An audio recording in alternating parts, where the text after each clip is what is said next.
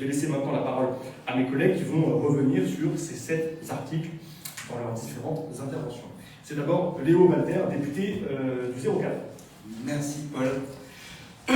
Alors moi je vais vous parler des 2 premiers articles de cette proposition de loi.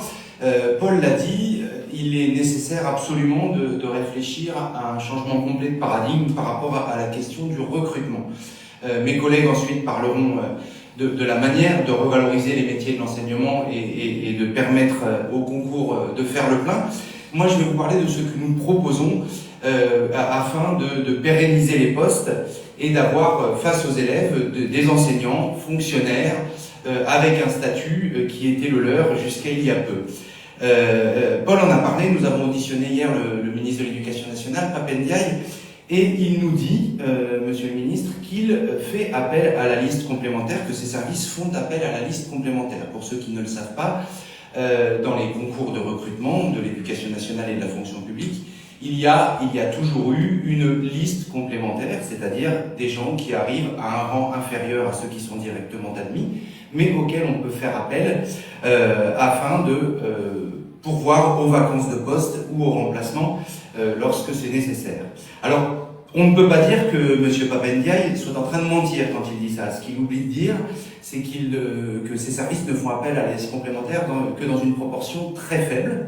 Et accessoirement, avec la multiplication des statuts des nouveaux stagiaires, en reniant totalement les règles de nomination de ces stagiaires sur liste complémentaire. Je m'explique. Il y a actuellement, dans le premier degré comme dans le second degré, des stagiaires qui sont recrutés sur 3 ou 4 statuts différents, selon leur niveau de recrutement et leur niveau de diplôme.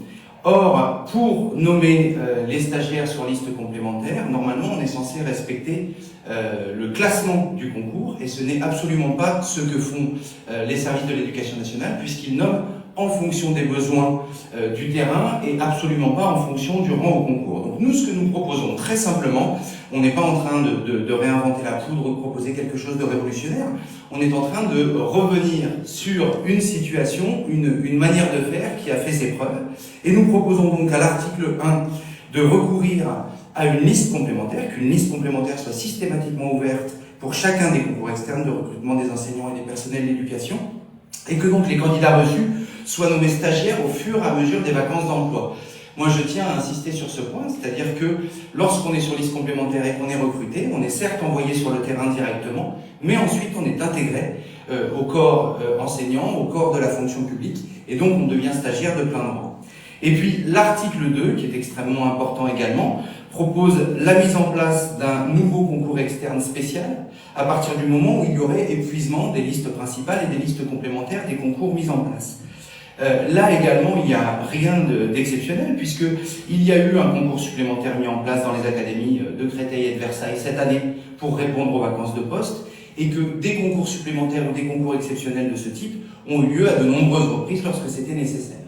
Donc ces 2 premiers articles ont pour objectif de remettre en place, en fait, un véritable statut des enseignants, la possibilité pour les candidats au concours, même lorsqu'ils ne sont pas reçus directement, de rejoindre le corps enseignant et la fonction publique, et non pas d'être embauchés comme contractuels avec tout ce que ça signifie.